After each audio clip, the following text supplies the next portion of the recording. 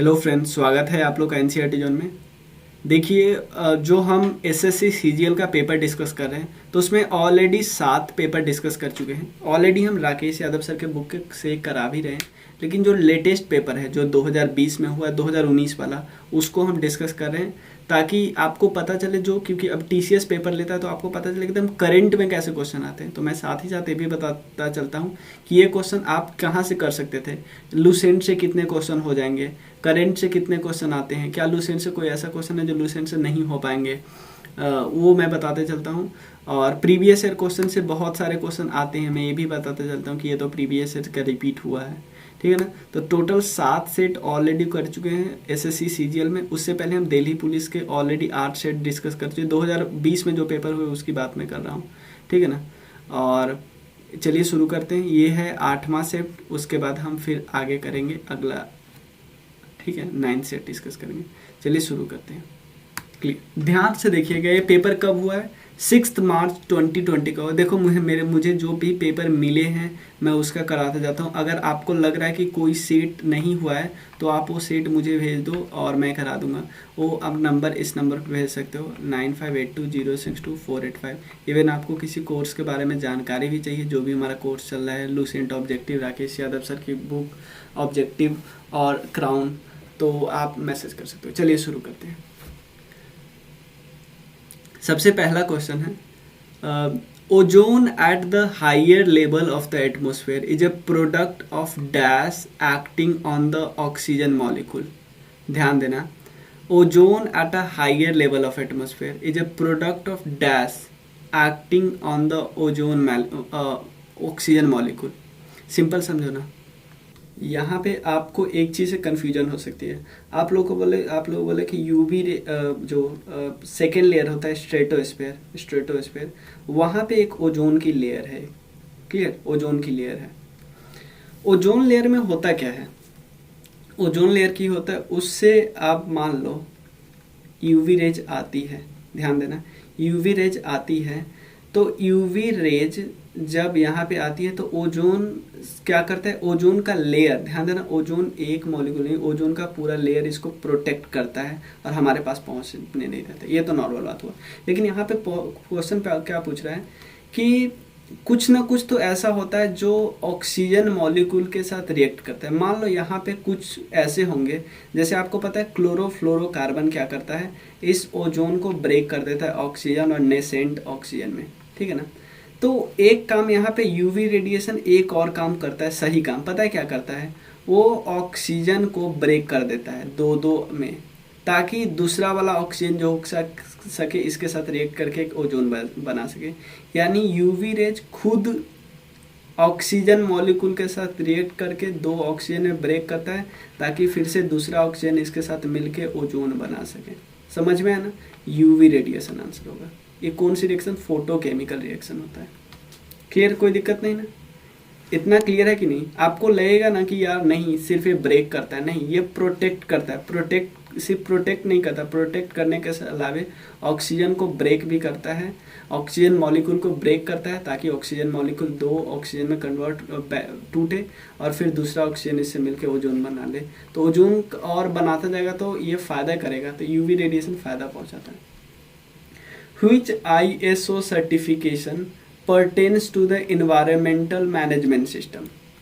Environmental management system का कौन है ISO? ISO है 14001, 14001, ठीक है। नेक्स्ट है, Which country hosted the 13th South Asian Game? ये प्योर करेंट अफेयर्स का है। देखो, इस क्वेश्चन ये एक्चुअली थोड़ा कभी कभी न्यूज में रहता है, इसे कर सकते हो।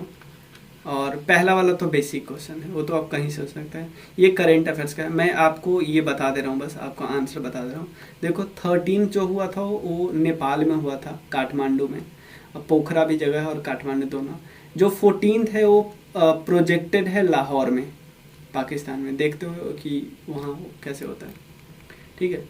उसके अलावा in January 2020, with which country did India sign a memorandum of understanding for content exchange program between All India Radio and बेतार? ये बहुत ही करंट अफेयर्स का है। तो आपको अगर बिल्कुल थोड़ा भी पता होता कि बेतार जिस तरह से ऑल इंडिया रेडियो है, उसी तरह से बेतार है बांग्लादेश का, तो इन दोनों के बीच MOU साइन हुआ है। किसके लिए? कंटेंट एक्सचेंज प्रोग्राम के लिए, ठीक है ना। जो ये बेतार बांग्ला है वो ब्रिटिश रेडियो स्टेशन है। कहाँ पे? लंदन में। काम क्या होता है? बांग्लादेशी कम्युनिटी इन यूके का मतलब मेन एम होता है, मतलब उन्हीं का है, ठीक है ना। ये भी देखो, ये बुक्स और ऑथर्स और बुक से रिलेटेड क्वेश्चन आते हैं। मैं एक वीडियो बनाने वाला हूँ जिसमें पुराने बुक, एक वीडियो बनाऊंगा जिसमें पुराने बुक, फिर एक बनाऊंगा जिसमें करंट अफेयर्स का है। तो ये एक्चुअली है करंट अफेयर्स का। ये 1084 की माँ, 1084 की माँ, इसके इस बुक के ऑथर का क्या नाम है? इस बुक के ऑथर का नाम है महाश्वेता देवी। ये याद रखना, महाश्वेता देवी। 1084 की माँ महाश्वेता देवी।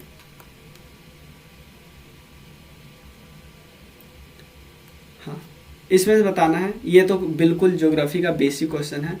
Which of the following states does not share its boundary with Bhutan? Bhutan के साथ बाउंड्री कौन नहीं बनाता, ये बताना है। देखो भूटान ही है, भूटान के साथ ये है वेस्ट बंगाल, ये है आसाम, अरुणाचल प्रदेश, कौन कौन, और सिक्किम। 4 बॉर्डर बनाता है। सिक्किम, वेस्ट बंगाल नीचे है, आसाम नीचे है, और अरुणाचल प्रदेश। तो इसमें ऑप्शन में कौन नहीं है? यहाँ देखो, मेघालय नहीं है, मतलब मेघालय नहीं बनाता है। समझ में है ना? देखो ये भी करेंट अफेयर्स का है कि BCCI का एक अवार्ड है, CK Naidu life time achievement award, किस फीमेल इंडियन क्रिकेटर को दिया गया है? ये अंजुम चोपड़ा को दिया गया था, ठीक है ना। ये मैं सीधा बता दे रहा हूँ, ये करेंट अफेयर्स का है। Which among the following is, कौन सा फूड ट्यूब इसमें से कौन सा है? मैं डिटेल में आप लोग को बायोलॉजी कराया हूँ, ओसोफेगस होता है, ठीक है ना। ये डिटेल में करा रहा हूँ, आप थोड़ा सा देख सकते हो। ये सबसे लार्जेस्ट आर्टरी होता है, ठीक है ना। ये ग्लैंड होता है, ये सब आपको थोड़ा पता ही है। ये फूड ट्यूब यहाँ पे लिखा भी है, एसोफेगस ये वाला जो होता है, ठीक है। नेक्स्ट है, नेक्स्ट क्वेश्चन। ये भी आपको बिल्कुल हो जाता, ये भी बिल्कुल हिस्ट्री का बेसिक क्वेश्चन है। बैटल ऑफ चौसा ये किस किस के बीच हुआ? हुमायूं के बीच हुआ। एक तरफ थे हुमायूं और दूसरे तरफ कौन थे? शेर शाह सूरी, ठीक है ना। और इसमें हुमायूं की हार होती है, उसके बाद वो भाग जाते हैं 1540 के आसपास। 1545 में फिर आते हैं। हेमू इसलिए इम्पोर्टेंट है, हेमू पता है क्या? सेकेंड बैटल ऑफ पानीपत में आता है। इसको हेमचंद्र बोलते थे, विक्रमादित्य नाम था। कृष्ण देव राय का नाम तो आपने सुना ही होगा। ये थे तुलुवा डायनेस्टी के राजा, विजयनगर के। ये भी करंट अफेयर्स का है कि जुलाई 2019 में which among the following operation was launch by BSF to fortify Pakistan border. देखो मैं एक चीज बात बता दूं कि आप एस सुदर्शन नाम है, ये अभी भी इम्पोर्टेंट है, ठीक है ना। मैं एक चीज बता दूं कि आप एक्सपेक्ट नहीं कर सकते, कोई कोई पेपर है ना उसमें कुछ ज्यादा ही करंट अफेयर्स आ जाता है, ठीक है ना। 10 शस्त्र रामानुजम प्राइज, आपको पता है मैथमेटिशियन थे तो मैथमेटिक्स के फील्ड में ही मिलेगा। ईस्ट फ्लोइंग रिवर कौन सी है? देखो आप यहाँ पे ईस्ट फ्लोइंग रिवर की बात करते हैं, जो ब्राह्मणी रिवर है वो ईस्ट फ्लोइंग रिवर। यहाँ पे देखो, यहाँ पे ब्राह्मणी के आसपास, इसी के आसपास ब्राह्मणी, ठीक है ना। मतलब झारखंड वगैरह में बहती है, उड़ीसा में ब्राह्मणी यहाँ पे है। बाकी आप देखो लूनी, माही, ये सब वेस्ट फ्लोइंग, तापी, गोदावरी, ये सब वेस्ट फ्लोइंग रिवर है। The act that transformed the power from British East India Company to British Crown, ये किस एक्ट में दिया था? 1858 एक्ट में। उस समय जो गवर्नर जनरल ऑफ इंडिया होते थे उसको वायसरॉय बनाया गया, ठीक है ना। कौन थे? क्या नाम था? Lord Canning.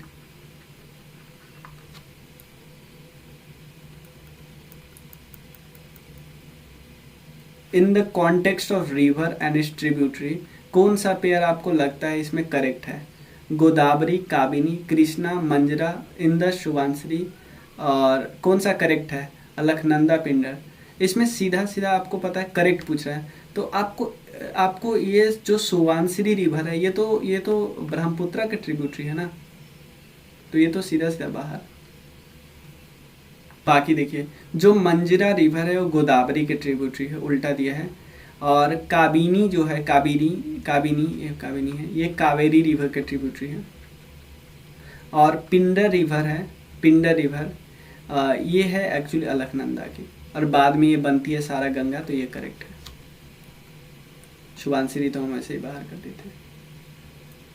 हाँ, इसमें बताना है कुतुब कॉम्प्लेक्स में बहुत सारे स्ट्रक्चर है। जैसे आपको पता है कुतुबुद्दीन ऐबक ने क्या क्या बनाया था, कुतुब मीनार को शुरू किया था किसके नाम पे, कुतुबुद्दीन बख्तियार काकी जो सूफी संत थे उनके नाम पे है। और इसको इल्तुतमिश ने कंप्लीट करवाया, ठीक है ना।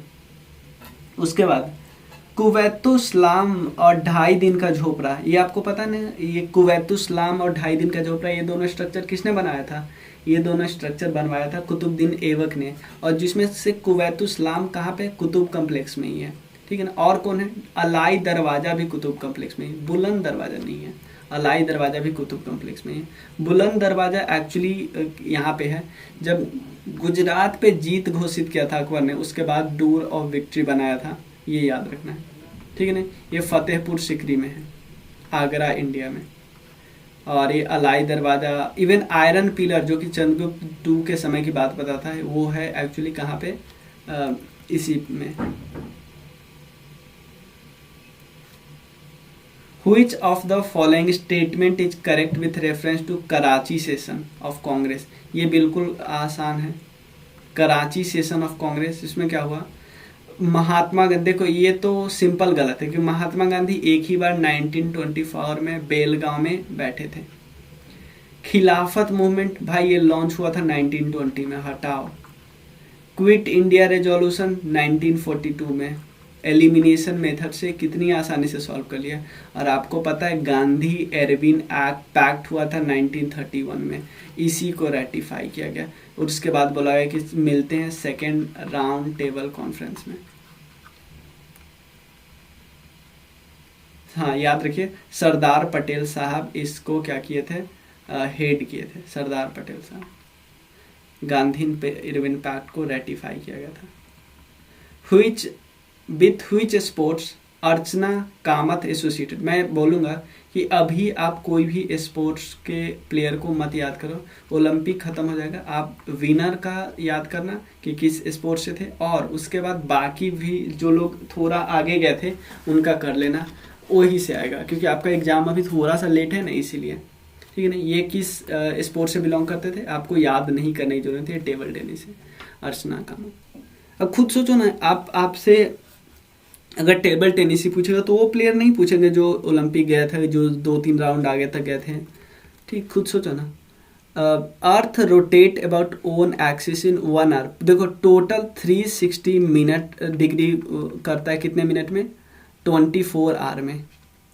ध्यान से देखना, ये है एक्चुअली, तो देखो 1 आवर में कितना करेगा, 360 अपॉन 24, तो कितना होगा, 15।